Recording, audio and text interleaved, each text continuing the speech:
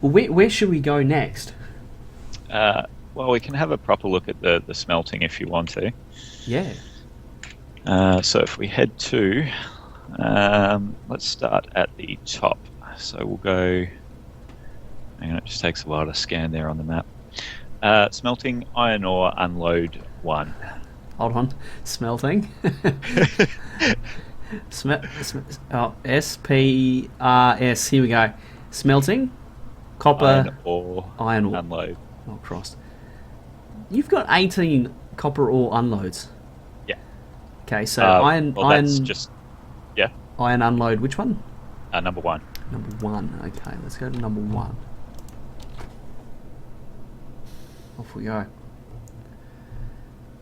Now, I think that I should really point out this is possibly the best loop-based design I've ever seen, and is a great example of how to do loops properly. Thank you. Now, one of the things that I've always said is that loops take a level of planning that is just impossible to do. And I possibly should have pointed it out while we were down in your spaghetti factory, because the train lines down there are just horrendous. Yeah, they're placeholder. Shit. Yeah. Exactly. And that was kind of the point that I was making when I made the comment that oh my god, there's a train somewhere here. I made the comment that, yeah, loops, generally you want to stay away from them because they're hard to deal with. But clearly, as you've gone out, you've had the space to plan out the loop-based system very, very nicely, and you've had the space to get it all correct. Where is this freaking train? Oh my god. I'm running down the right-hand side of your factory just trying to find it, because there's red signals, and it seems like it's all hooked into the same block. You're going to want to fix that. Yeah, that's need to do that. If you actually hit the map, you should be able to see it because it's all covered by radar. I found it. $10 says I crash into it. I'm jumping back in the train.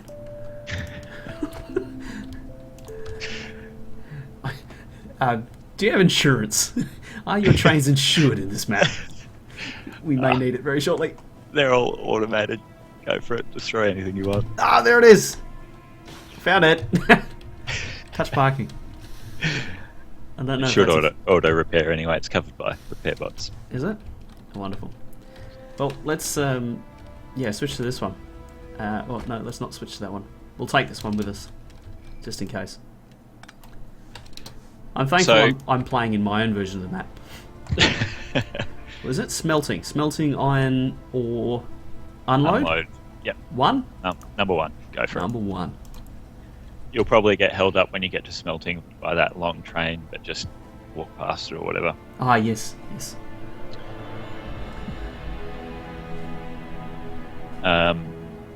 So just with all the entire train network, everything that is joined from the smelting to any of the outposts is entirely covered by RoboPort coverage, and we'll have repair packs. And the reason for that is that as soon as I obviously plug these trains in and it starts mining, my pollution is going to be absolutely insane.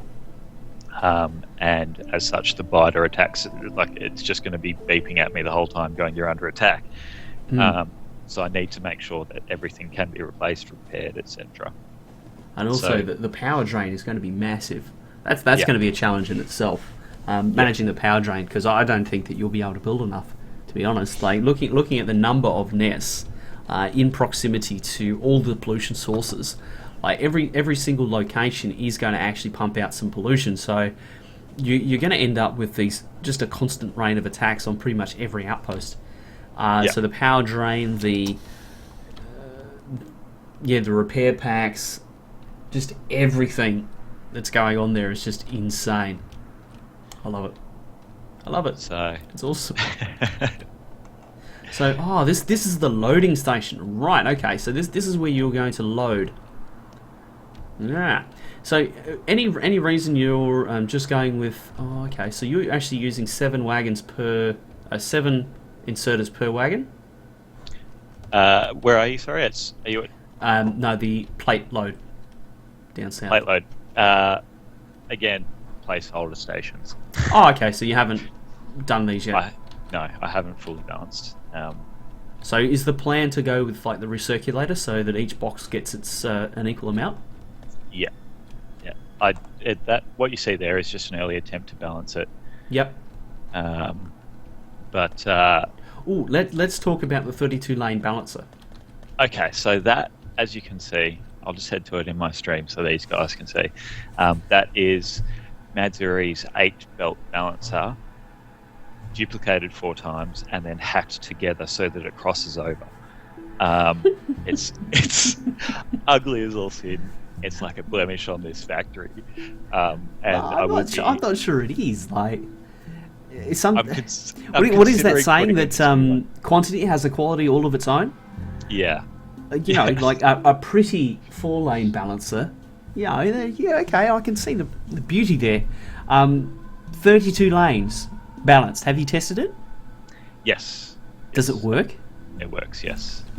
Quantity has a quality all of its own. Yep. That's insane. You guys in the stream can see it here. Each of these sort of individual corners of it, they're actually... Hold on, let me go back. I've ran away already. Before I explode with excitement. Because I kind of want to put just one box of 100 items to see where they go. Just there's a coal line there. Just route that into it. Can I? Yeah, go for it. Can I really? Oh, this is like Christmas come all at once. Let me save this. Because I might actually do it on my stream as well, so people can see it happening. Well, if it eventually wants to save. You were saying 70 megabytes, this one? About 63, I think, at the moment. Yeah, okay. It's going to grow. So, so I just need to route it in, and we'll see what happens here. Oh, God. Blue belt ahoy.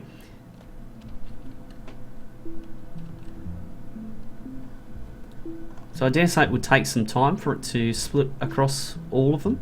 Quite a bit, yeah. Oh, okay. I see the outputs. So I'm just going to stand here where we can see it all.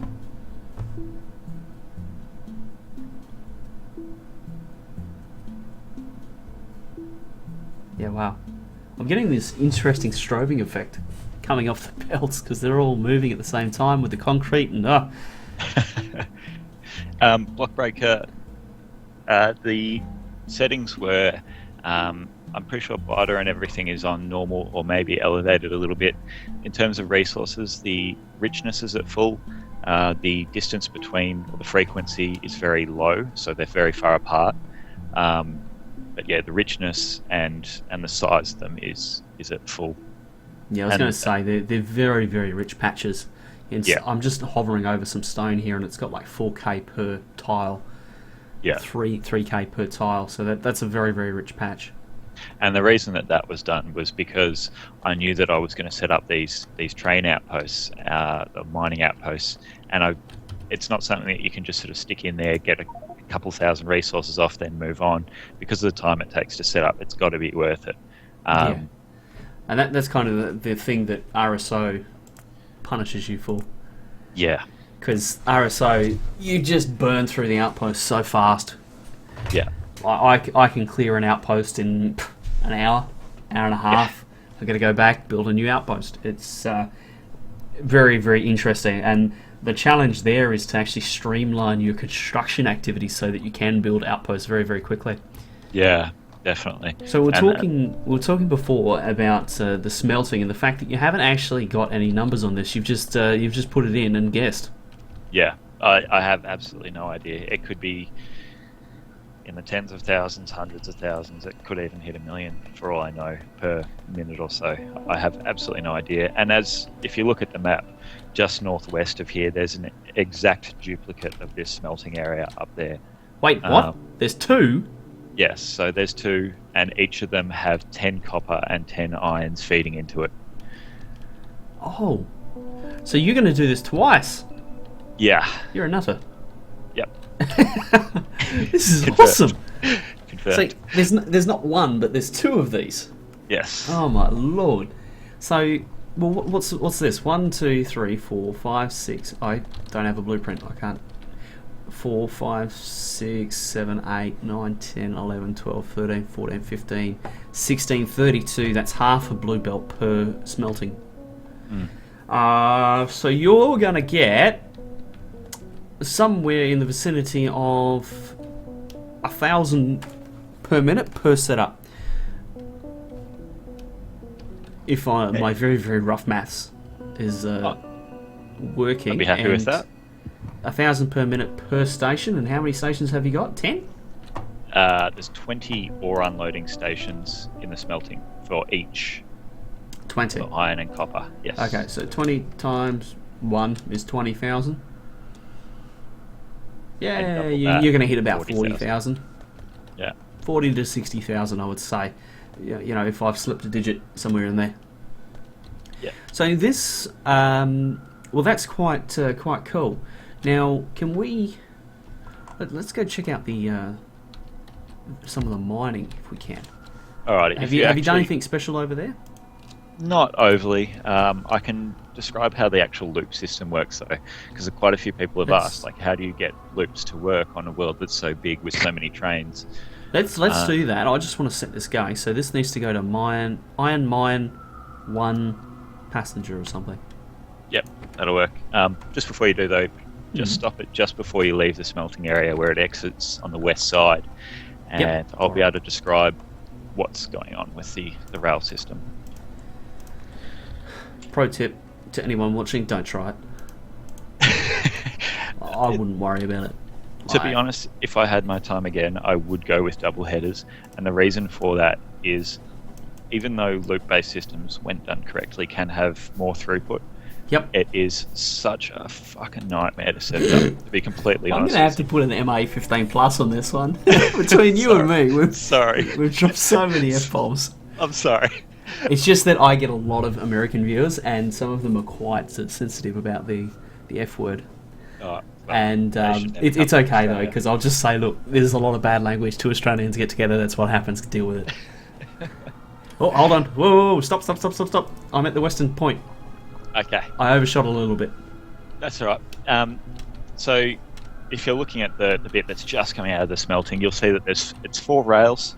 The bottom 2 rails are going out to the mines, and the top 2 rails are then returning, so they're coming back into the smelting area. Okay. Now, the very bottom rail that you see, that is dedicated to copper trains. So only the copper trains will run along that. And if you look at where the rails come from the copper smelting line, you'll see that it feeds directly into that line, but the iron one feeds into the line just above it. Okay, so there's 2 separate lines, one for copper, one for iron. Oh, I see that. Okay. And the reason that that's done is because that way, I think I calculated there's going to be about 110 trains per one of these smelting outposts. That's copper and iron included. I figured if I could, with the loop-based system, split that in half, the number of trains going down each rail, then hopefully there won't be too many traffic jams and that sort of thing, or not traffic jams, because this is not deadlockable. I've made sure of that. Yeah. But just it will mean that there's half the trains running on each rail, so there won't be slowdowns as much. Wow.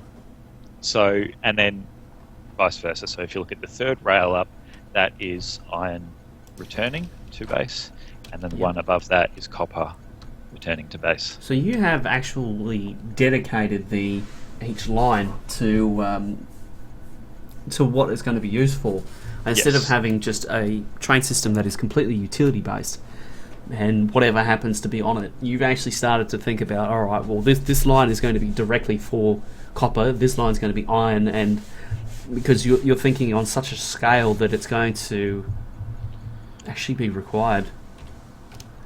Crazy. Yeah. Absolutely crazy. So I'm here at one of the iron outposts. Yep. Oh wow! You can tell that you've cranked the richness on this. Is that in the middle you're getting 190k per mining drill. That's awesome. The idea of that was basically I can drop those mines there. It's taken a very, very long time to set them up, but for all intents and purposes, I don't think I would ever use that many resources. It just gives me a massive input of resources, so I can play around and do whatever I want with it. Yeah. So really, you're cheering about the point 12 belt mechanics then? Absolutely. Because there's no way you could have done this with a previous version of belt mechanics. No, and I was working. It was kind of difficult to work because I started this world in, I think it was 11.13. Yep. It was kind of difficult to work with some of this and figure out, okay, I knew that the belt optimizations were coming. Is this design going to work once they do come? So you kind of always planned for 4.12. You built this factory with 0.12 in mind. Yeah. Really? That's impressive, because 0.13 was like 6 months ago, 8 months ago? 0.11 was it? Or 0.11, sorry. Yeah. That was a long time ago. Yeah, I think I've been working on this for about 5 or 6 months now. Yeah, okay. I'm not sure exactly, but yeah. So that outpost, as you can see, where the trains actually come in, the rails do cross. So the iron rail does cross the copper rail, which is obviously the biggest downside to a loop-based system. You are going to need to cross those rails at some point. Yep. But because I've separated the iron and copper into different sections, hopefully that will be enough that the train can cross and not cause too much of a backlog coming through. Yeah, I noticed that your train system is very, very regimented as to where trains can and can't go. Because right now I'm trying to get back to the spaghetti factory, because I think that's going to be cool to close this on. And I'm going around the outside of the smelting factory again. Yes. So, in order to essentially, I figured with the loop-based system, you've got to be really careful where you allow trains to go, because they will sometimes, if one way's blocked, they'll go, okay, well, I'll take this other direction. And then everything's boned. Yeah, everything goes to shit, basically. So, wow. Yeah, there are, especially when you are travelling around, sometimes you do need to just wait, and the train trip will be longer because it will take that longer path, but that's there to ensure that as a whole the system runs smoothly. Yeah, that's a level of thought and consideration that is just basically missing in every loop-based train system I've seen. Apart from a few, there has always been a lack of consideration of allowance for future consequences, shall we say. You know, when things start to scale up and things start to get bigger, like the loop-based system just falls apart, and I can't see this. Like, this one's going to have problems, but at the scale that we're talking, the like a double-header system would have issues as well. Yeah, I think everything's going to have issues. You're going to take the game to a place where it probably wasn't intended to go. Like, Kovarex probably dreamed that this was what people would do with Factorio, but I don't think he actually believed it. So, I'm going to send him this, because this will blow his brain. He'll love it. Oh, good. Yeah, it's as I said, something that it's just been months and months of work, and I jump on most days and chip away at it for a couple of hours.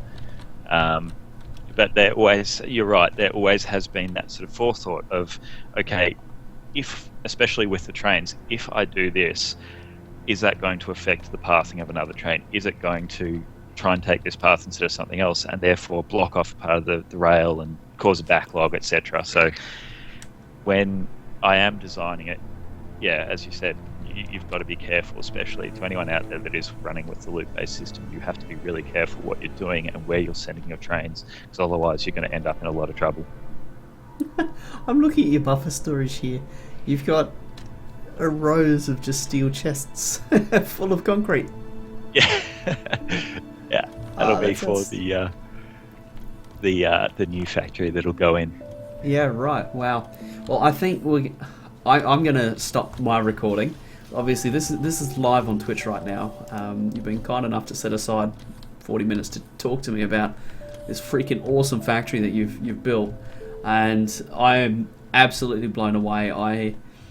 I'm constantly impressed by the shit people build, and this is well and truly up there.